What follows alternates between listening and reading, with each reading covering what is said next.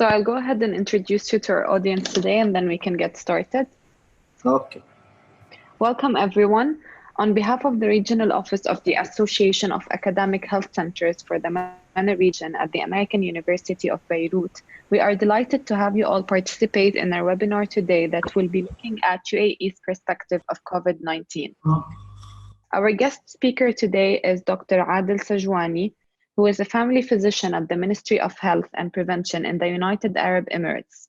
He is a member of the Higher Committee of Medical Education, a member of the faculty in the Family Medicine Residency Program, and the Program Director of Capacity Building Program for General Practitioners. He is a graduate of the Royal College of Surgeons in Ireland and holds postgraduate degrees in family medicine, innovation, healthcare management, and leadership from different universities such as Harvard Medical School, Cambridge University, and Zayed University in UAE. Please join me in welcoming him in today's presentation.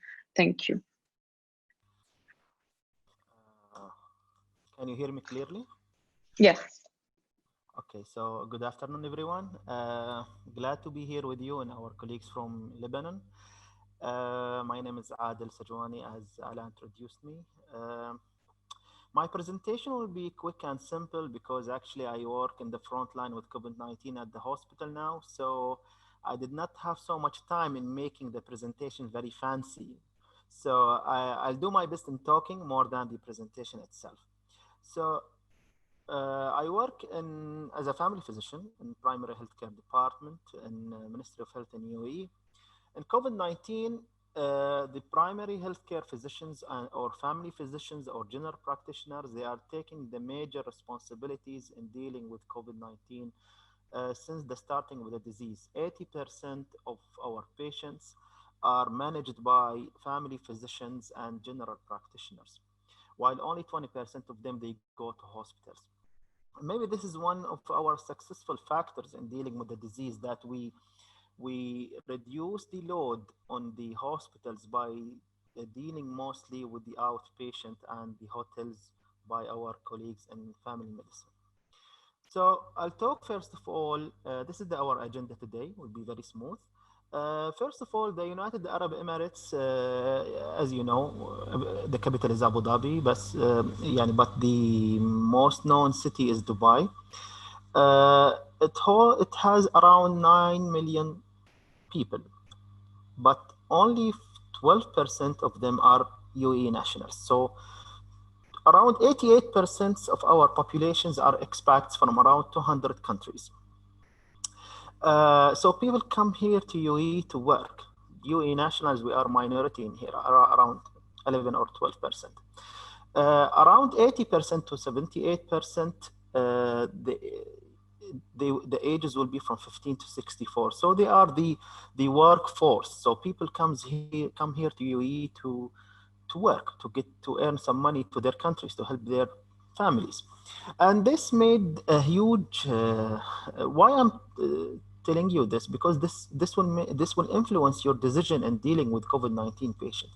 It really differs when your country has a geriatric population or old population, such as Europe or Italy, or if you have a very young population or workforce population, or people from different races and from different ethnicities. It makes a huge change in the dealing with the disease and the genetics and the awareness and the language barrier. So these things were some of our limitations in UAE in dealing with COVID-19. And we have 72% of our population males, as I said. So what happens in UAE? I'll take you through a short trip. So we have a UAE pandemic plan, or a plan to deal with the communicable diseases and outbreaks. It was formed since really long time, but the proper plan was established in 2014 with the higher committee.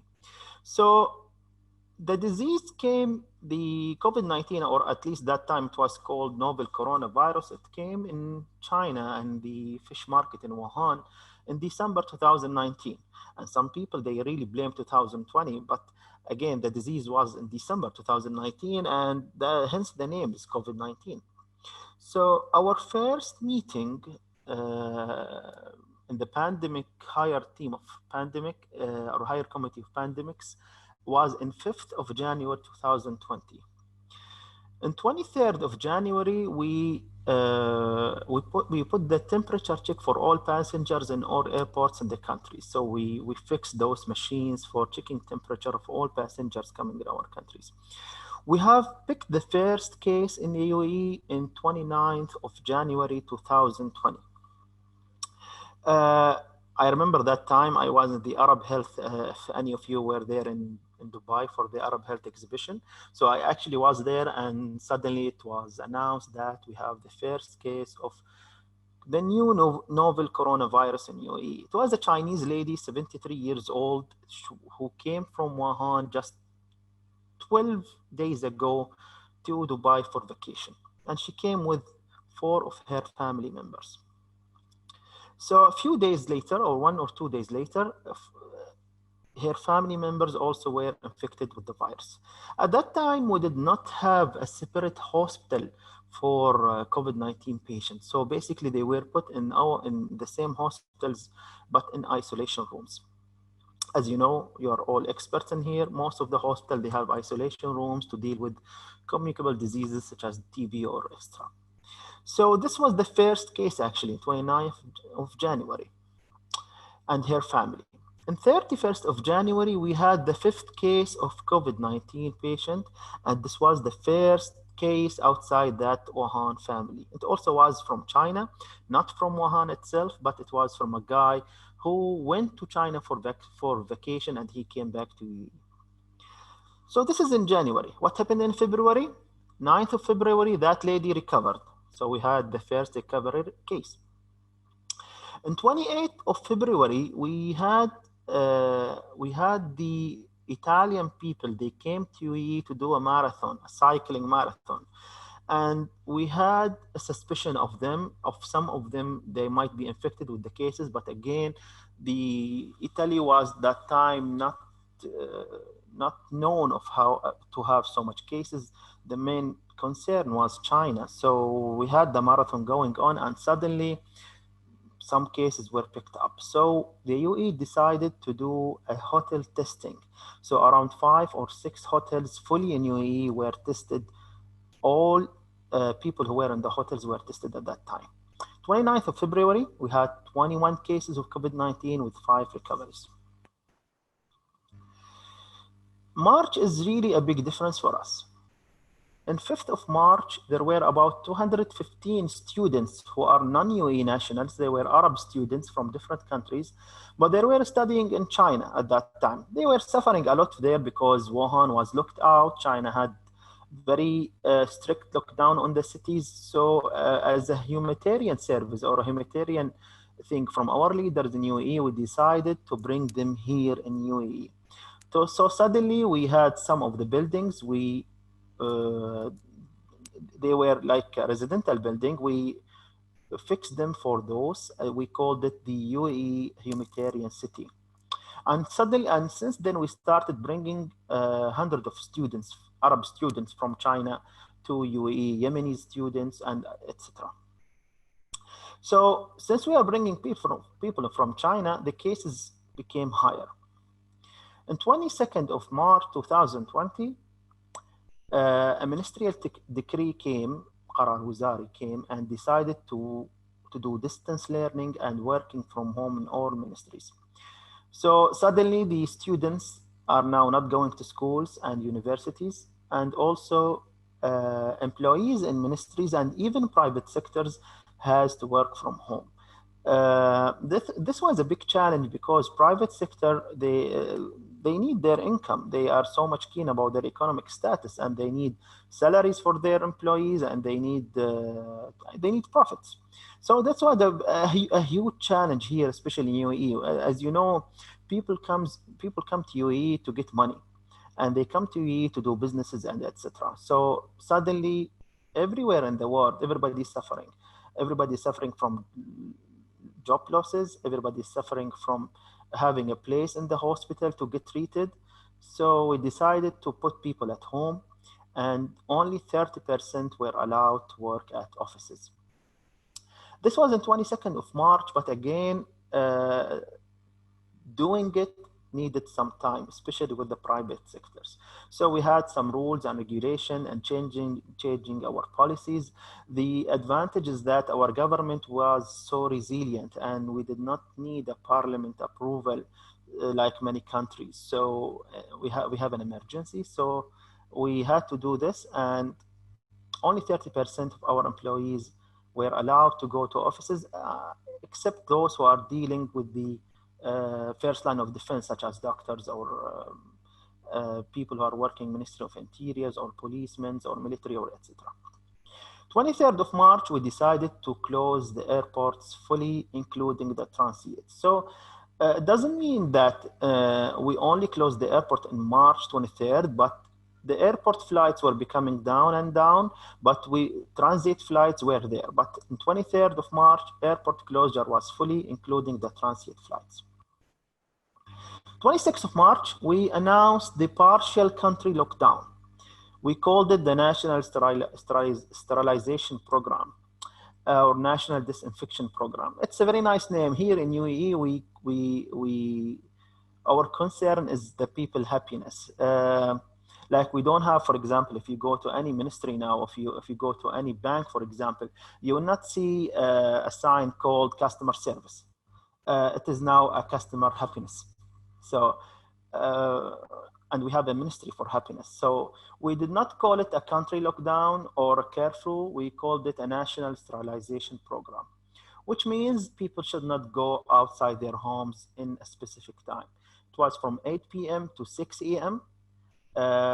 People were not allowed to go unless they get a permission. And because we are so much concerned about digitalization, we had an app that belongs to the police that if you really need to go out, then you just need to download that app and apply for a permit. And you should write what is your permit, and you will receive within 30 seconds, you will receive a rejection or an approval. For example, if you have to go to hospital, emergency, you have to go without any permission. The people in the police at the street will allow you. But if you need to go to the hospital for regular appointments, for example, or you need to go to grocery, or you need to go do something really urgently, so you can apply at the app, and you will get a permission within a few seconds. But again, if you press every day that you want to go to grocery, the application will reject you, of course. So this is the National Sterilization Program or National Disinfection Program. On 29th of March, here where the cases began to rise sharply. So we had about every day about 20 cases, 40 cases, 50 cases. So the cases was not that much. And we were, at that time, we were ready. But the 29th of March, the first 100 cases per day appears. So now we have 100 cases per day. So, but from the start, from January to March, the country took so much initiatives to deal with such things. So, for example, we are building field hospitals. We are bringing extra doctors and nurses from other countries as an emergency, paying them very well. And we pushed the pressure from the hospitals. We did not want ourselves to suffer like Italy, for example, or China. So we reduced the load on the hospital and made the primary healthcare department or family physicians deal with most of the cases. And we increased the number of testing. We took the strategy of mass testing.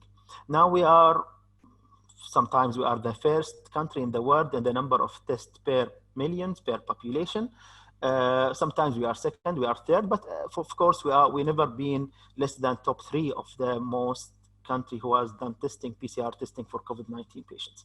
And on 30th of March, we built the largest detection lab outside China to test for PCR or nasopharyngeal swabs against COVID-19.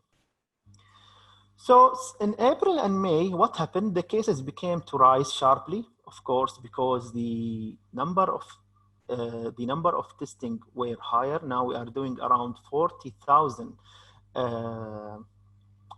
swabs per day, PCR testing per day. And of course, the number of cases were discovered very highly. So the cases became, the number of patients or number of infected people rise sharply during March and April.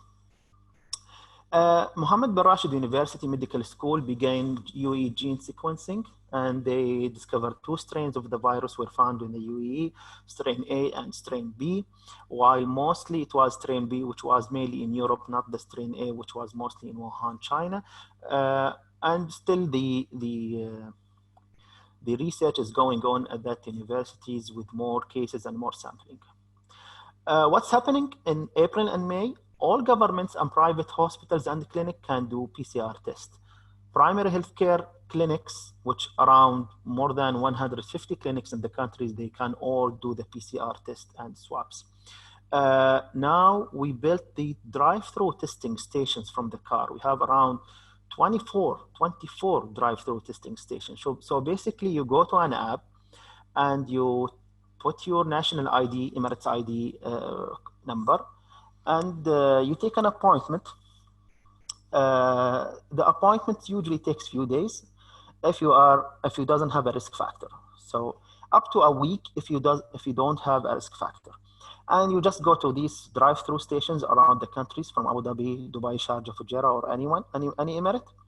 And you can do the test while you are sitting in the car without coming out. And you receive an SMS with the result.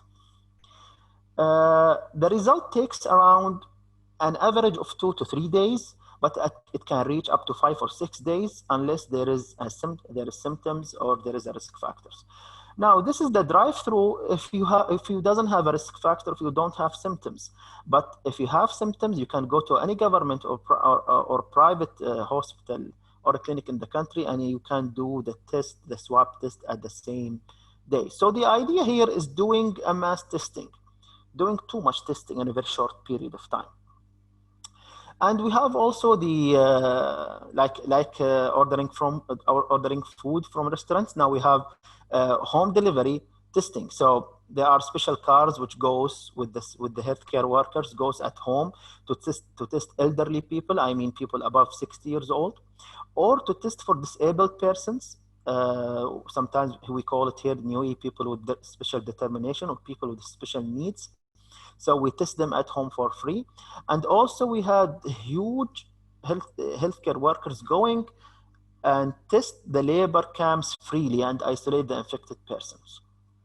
The labor camps were a huge issue here in UAE because, as I said at the beginning, 78 of our population are workers. So the labor camps is a big challenge. So we had to do mass testing in those labor camps and isolate them. Infected persons were moved to the field hospitals to get treated. And we have a strategic partnership with India. So they helped us with many of the healthcare workers, doctors and nurses in a very short period of time. And just 2 days ago, I'm sure you read about the new study with the hydroxychloroquine, the anti-malaria medication.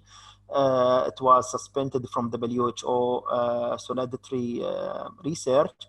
But before that time, we had 5 million tablets of hydroxychloroquine coming from India to help us to deal with the COVID-19 patients because it was the earliest medication approved from FDA to deal with emergency outbreak for COVID-19. It showed at that time that it reduced the time of recovery and time for hospitalization for those patients. So we had it there from India that time ago. The test is free of charge if you meet the criteria. So the swab PCR test is free of charge to anyone with symptoms of have contact with any COVID-19 positive patients.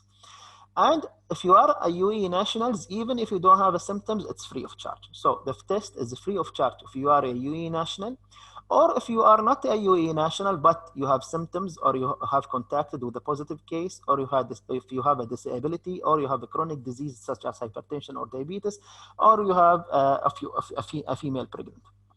Otherwise, if you have none of those and you want to do the test for no reason, then you can do it.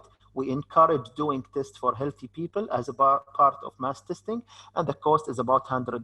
It's 370 dirhams, so about 100 US dollars. Many countries suffered at this area from shortage of PPE, protective equipment, such as the N95 masks or the gowns or the gloves or etc. While in UAE, we really never, I'm talking from from the front line, we really did not suffer at all from this shortage. We have a good amount of PPE and masks here in the country.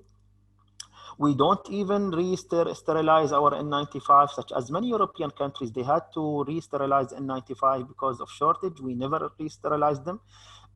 Instead, we send about medical aids to more than 50 countries. So we are sending those shipments, even to UK. NHS thanked the UAE for the PPE shipment. So we had no problem with the protective equipment and the masks during this COVID-19 period.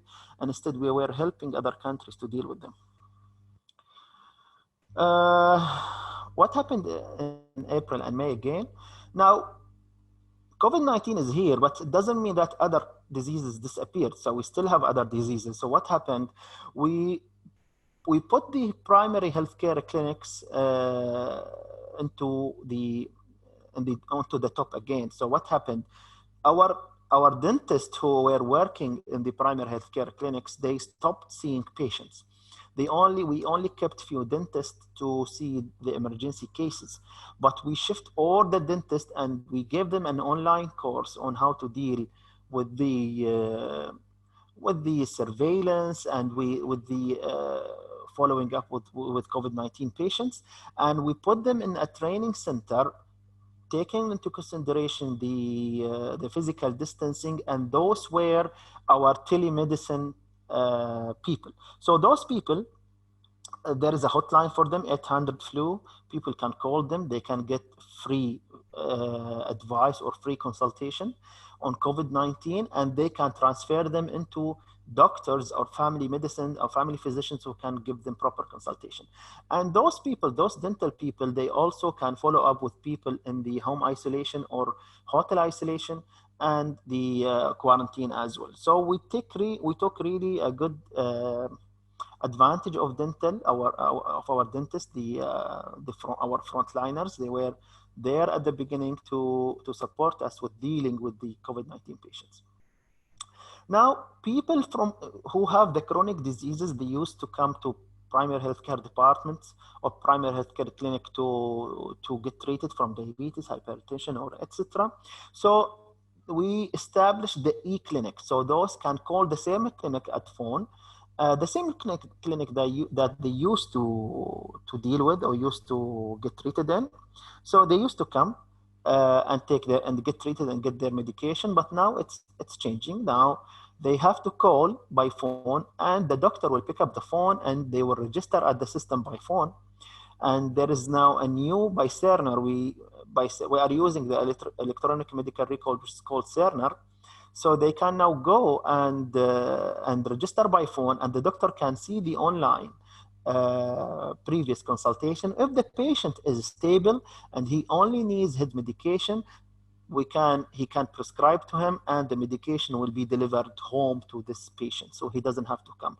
If the patient is not controlled, for example, he has diabetes and he is not controlled, then the doctor can prescribe for him something, or he can order a blood investigation for him, and the patient can only come to the lab with the shortest time needed, only to do blood sampling and go. So this helped a lot to reduce the time at the clinic from those chronic diseases patients. Our lovely children, as you know, the primary healthcare clinics, the PHC, the GPs, the doctors, the family physicians, they are also dealing with vaccination, the early childhood vaccination and well baby clinic. So those until to 18 months of age, they are getting vaccinated at the primary healthcare clinic. So we established the drive-through also for them. So what happened? We established in each clinic a tent, which is air conditioned. And at the entrance of the clinic, the cars will come with the child, and the doctor they will talk with the doctor by phone. He will check the vitals in the system. The nurse will see the patient, or she will see the child at the car and take his measurement. If everything is fine, then the vaccination will be given at the car and not at the clinic itself. Unless the child has a problem or something, then he will be taken inside the clinic. So we have the drive-through vaccination as well. As I said, we had a strategic partner with India, so 100 doctors and nurses came newly from India to help us in the field hospitals. We have established in May and April, in 2 months only, we have established 15 newly built hospitals at the country. I mean, newly built, not mean building from scratch, like bringing bringing all infrastructure. No, for example, some of the field hospitals were exhibitions, were expos, were huge buildings. So we converted them into a field hospital, and we brought all these doctors and nurses, and we have now around 15 new built hospitals in the countries, and also with the partnership with the private hospital in the country. I'm in the family medicine residency program. I'm talking about our experience now. So what we did, we converted the way we are dealing with our resident into an online platform, and the academic days were given through every week. There is a day of academic days, so they were given now through Zoom or video learning or etc. In family medicine, some of you knows about family medicine residency program. The first 2 years, the residents or the doctors, they go into hospitals to get rotated in many departments. But because of the COVID-19, we took our residents and we let them, we put them at the primary healthcare departments to help us with the COVID-19 outbreak. R1 or the first year of the residents, they are doing mainly the help us with the consultation and home quarantine and home isolation. Where are the most senior residents? They are seeing patients, chronic diseases patients, because most of our GPs and family physicians, they are in the hotels for the isolation and quarantine. So basically, 80% of COVID-19 patients either in home isolation or in hotel isolation, depends on the case, and they are followed up by those doctors, family physicians or GPs from the clinics. We put them into those hotels. And so we put only few numbers of family physicians at the clinic to see the chronic diseases patients and vaccination, with the help of the residents as well. And the residents will be giving an online distance learning academic day. Now, outside of healthcare, if we're talking about economy and government, the government in UAE is so resilient, it's so flexible. So the prime minister came and all ministers came and they decided that the future of post-COVID-19 or after COVID-19 is working distance learning. Now we have the same, I think in all Arab world, we have the same problem that they don't check your productivity, but they do check what time you check in or check out from work. That I don't mean by only doctors, by all professions, or employees. Your manager will be concerned about what time you came in and what time you came out. Who would think that working from home will be possible even for one day? Now everybody is working from home since March. So it's possible. So the government now approved for hiring new employees for distance learning after COVID-19, and even creating posts for them. So our top leaders in UAE, they met virtually and they put a strategy for UAE after COVID-19. This strategy now, we will have short number of employees at the ministries. We'll have many of them at working from home. There will be a special posts for them, special salaries of them. This is resilience in the policies and flexible on the policies. Now they are supporting the small and medium enterprises, small businesses, because or the non-oil economy in UAE, because as you know, 60% of businesses all over the world now, they are losing. So supporting the non-oil economy post-COVID-19 is a challenge. Some people think that in the world it will take around 2 years to get fixed, but we are trying our best in UAE to support them as much as we can. All fines on shop and businesses either removed or reduced. All fines on illegal residents were removed. The visas, the residencies for all those people were extended freely of charge. So we tried our best to support our UAE and non-UAE nationals during this era.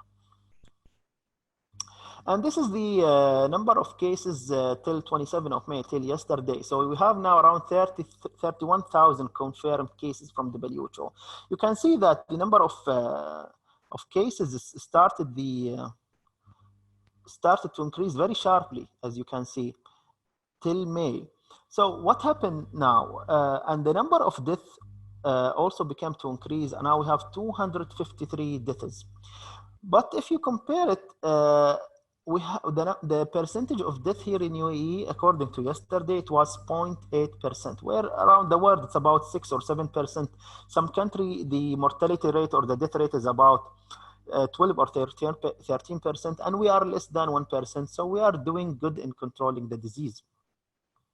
In outbreaks or in epidemiology, we have something called doubling time. The doubling time is the number of days it's taking for the number of cases per day to get doubled. So when it is short, this is a huge problem. So at the beginning of COVID-19 in UAE, the cases were doubled every around 5 days or 6 days, or sometimes 4 days. So every 4 days, the cases will be doubled. 100 will become 200, 200 will become 400, 400 will become 800. So this is the doubling time.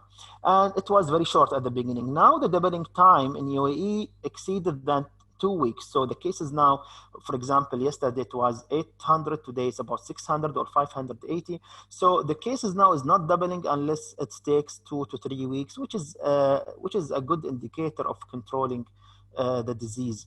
I'm not saying we controlled the disease fully. We still needs a long time to go. But again, this is one indicator of that we are doing better than any more country.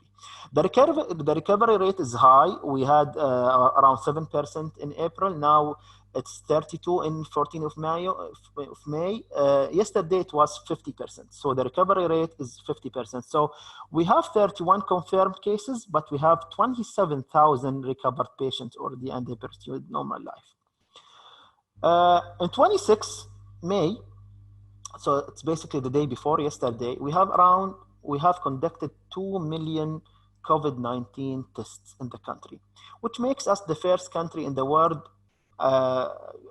taking into consideration our population. So basically, we have tested around 20% of the whole UAE population, which is a very good number. Mass testing by WHO, by the World Health Organization, mass testing is a good thing to deal with the COVID-19 cases. Is basically test, treat, and isolate those patients. We have clinical trials being conducted in Abu Dhabi for stem cells. In UAE, we have a very big problem with research. Medical research is a huge challenge here in UAE. We don't have so much of medical research. So during this time, we have conducted the first clinical trial for stem cells in Abu Dhabi as an adjunct therapy for COVID-19, and it passed the phase 1 of the trial, which is the safety of the medication. As you know, the clinical trials, it has 4 phases. So passing the first phase is a good thing. And we have announced in 26th of May that malls and shopping centers, including gyms and cinema, will be opened with 30% capacity. And that's new. The WHO says that the disease will take so much time, and we might have a second huge number of coming the next winter. So keeping the country closed for a long time will not do anything more. We need now to deal with the disease. التعايش مع المرض. We need now to know how to deal with the disease. Now, in March, when we decided to do a partial country lockdown, this was to be able to control the disease and not to put so much pressure on our healthcare system and our doctors and nurses, and build those field hospitals. Now we succeeded into this control, and the hospitals are doing fine. So we decided to reopen our economy, taking into consideration the preventive measures such as the masks, the physical distancing. All malls and restaurants will take less than 30% of capacity with temperature checking and etc. So we are reopening the countries and we are reopening the economy, because people cannot stay without the economy, and those who are working in private with all the support, they are still suffering. So reopening the economy is now the next phase of UAE. And the medical industry, we have changed our strata. The airline manufacturer here in UAE, it's now doing masks, and the plan is do 30 million masks per year made here in UAE. Now we are manufacturing ventilators here in UAE. Some of the countries are suffering with the ventilators. Now we are manufacturing here in UAE at this time. And because people here are locked out at home, and as I said, most of our population are expats. They are not UAE nationals. So they are suffering from loneliness, suffering from mental issues. So we have a Ministry of Happiness. So we decided to do a free line for mental health support, 800 HOPE. So anyone can call for free and seek medical health support or medical health counseling. So what is the future of COVID-19 in UAE? Now, as I said, التعايش مع المرض, living a new normal life. On Sunday, 31st of May, which is next Sunday, ministries and governments will go back to offices. But at the start, it will be 30 to 50% of the employees will go back to offices with all the preventive measures. I mean, the physical distancing and etc. And they will prepare their offices to get 100% employees by 14 of June 2020. With some exceptions who will still work at home: pregnant ladies, age above 60, mothers with children in grade 9 at schools or less, they also will stay at home or even at nursery. Employees with chronic diseases such as hypertension, diabetes, or asthma, or etc. And if employee is living with an elderly at home, or with someone with chronic diseases. So even if you don't have any of those criteria, but again, you are living with your father and your father is old or he has diabetes, so again, you can stay at home and not coming to work. So again, going back to offices with all these exceptions is the new future of COVID-19 and the patient and in UAE. And flights will start in July 2020, going to certain areas. And again, those flights, the way of dealing with airlines and flights will be changing. I don't know now what they will do. I was reading about keeping something between the passengers when they are seating, or wearing a mask, or temperature checking. This should be managed by those airline people. So what are the lessons learned from UAE experience? Well, good leaders react quickly and wisely. Being rich is not always the successful factor. We have very rich countries around us, and they have been suffering with the COVID-19 more than us. But you need a good leader, and you need a very flexible and resilient government. Sometimes when you go to the parliament to take a vote for a decision, it will take ages and people will suffer. So sometimes in emergencies, you need a resilient government, and you need a flexible government, and you need a flexible policy. So within less than a month, we have now a distance learning agreed to work from home in the future with posts and everything. And investment in a good healthcare system makes a huge difference. So we took the advantage of the first month lockdown to invest in the healthcare system and built field hospitals. This was a very good move. And because before we had a considerably good healthcare system, so we did not suffer that much. Again, strategies is very important. If we all relied on the hospital from the beginning, we would suffer a lot, because we made our home isolation and hotel isolation very early, so the hospital did not suffer. Also, total lockdown is not a solution. Many countries like Wuhan, like China and Wuhan, and many countries, they made the lockdown or the curfew for a long time, and as long as they needed to do something, the cases came back again. So total lockdown is not a solution. Now we need to live with the disease and live a new normal life. It's not a normal life like before, but it is a new normal life. And economy is also important as health. What we need to improve in UAE? Yeah, research. We have a very gap in research. So we need to take this opportunity to do more research and invest onto more medical research in the country. We need to invest into the medical education and residency program. Many of the doctors, they have very little knowledge on public health. So we need to educate those and take this into consideration. Also, because most of our health workers are expats, the UAE nationals are less, so the issue of loneliness and depression and anxiety is high, especially with the huge workload now at time. So the mental health of healthcare workers is an issue and needs to be tackled. Take-home messages, awareness is important. The media here in UAE played a huge role. I'm one of the awareness doctors there. So without awareness, the cases would be coming. People would be gathering. We had in Ramadan people coming for gathering at home for Taraweeh because the mosques are closed, and they are also gathering for iftar. These all fines were there, and awareness was there. So this has made the cases really less. And the world should acknowledge the role of doctors, nurses, pharmacists, and all healthcare workers. COVID-19 will be not the last pandemic. We will expect like COVID-19 to come, and we should invest well in our healthcare system. And a leader in emergency should take actions instead of waiting. I finished, and I'm glad to take any questions. Thank you. Thank you, Dr. Sajwani. That was excellent. Really appreciate your time and effort for the presentation. I'm going to go ahead and open the floor for discussion. If you have a question, you can either insert it in the Q&A box, in the chat box, or you can raise your hand and I will unmute you.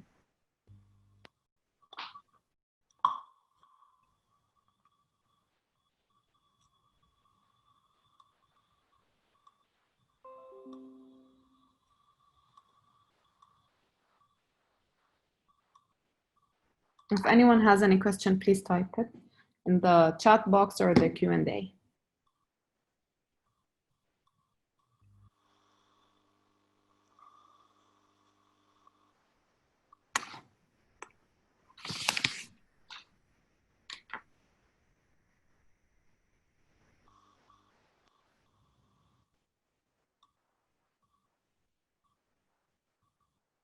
So I think that's it.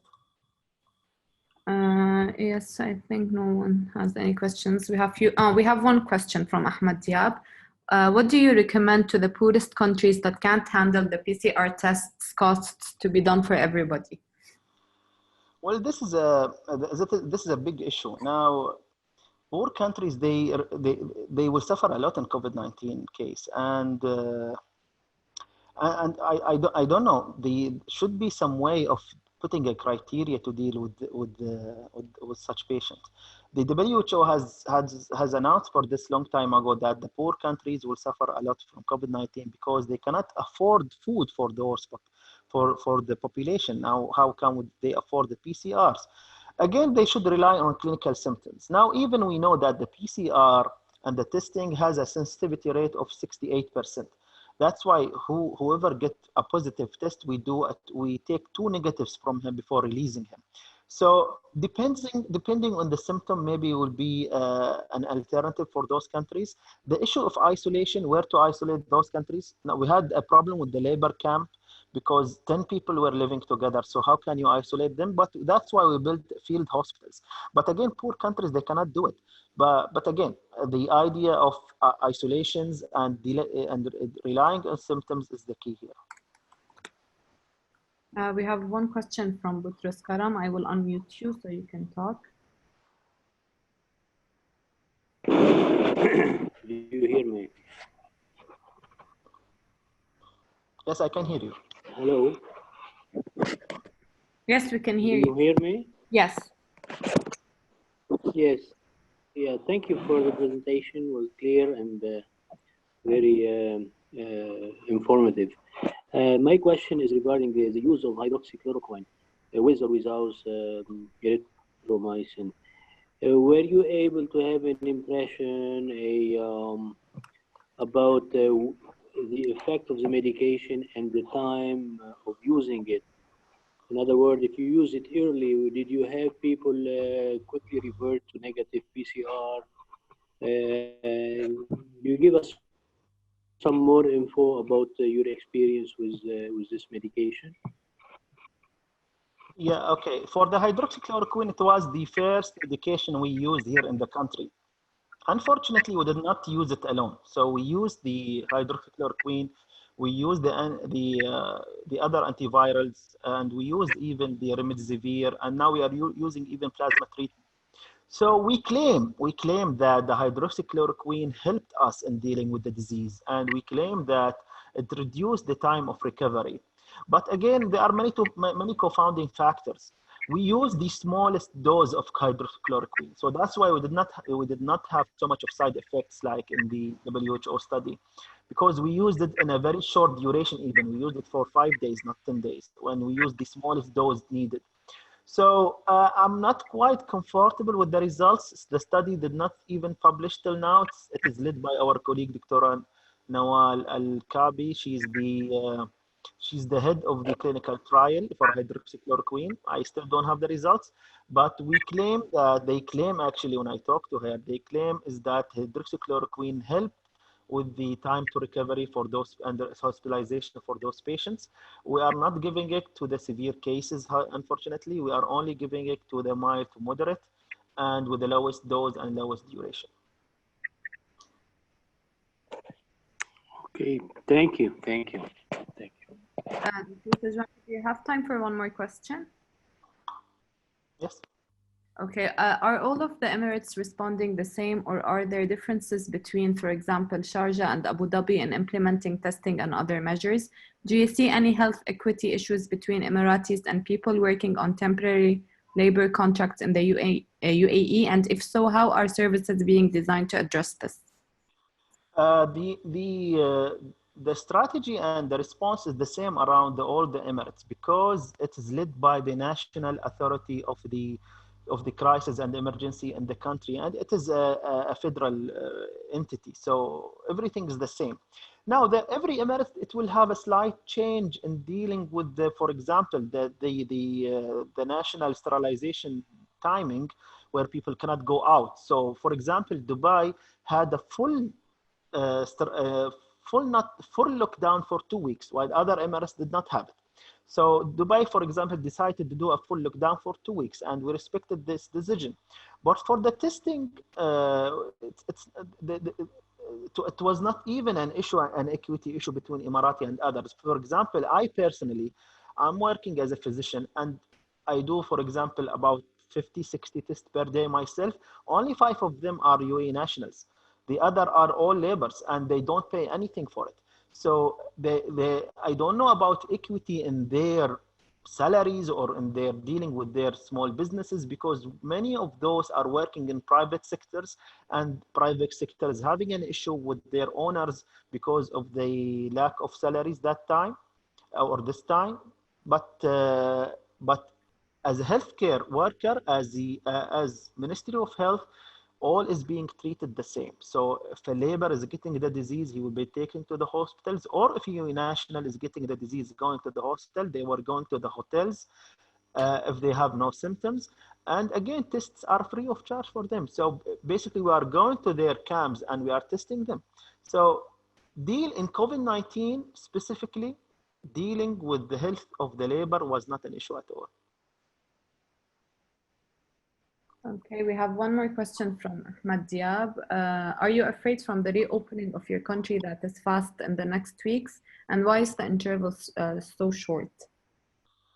Well, as I said, it will be a challenge, but again, the total lockdown is not a solution. People are losing their jobs. And again, the economy is very important. You can die from COVID-19, but again, you can die from lack of salary or the economic problem. So I am not afraid of reopening. Now the responsibility should not be on the government itself. The responsibility should be on the government and on the person and on the society and on the community. So people should not go out from home unless they need something. And people, if they need to go from home, if they need to go outside, then they should take the preventive measures such as hand washing, sterilization, and physical distancing. So now the government put it in our hands. It is the responsibility of the government and the community itself. We might expect the number of cases to be slightly or mildly increased, but again, because now we are well established in our healthcare system, so we can deal with them. So everyone, you can email your questions to international@ahcdc.org, and we will forward them to Dr. Sajwani and get back to you. So thank you, Doctor, for contributing to the effort and sharing your experience and observations in this timely event. That will conclude our webinar for today. Thank you everyone for participating, and we will share the recording online on our website. Thank you.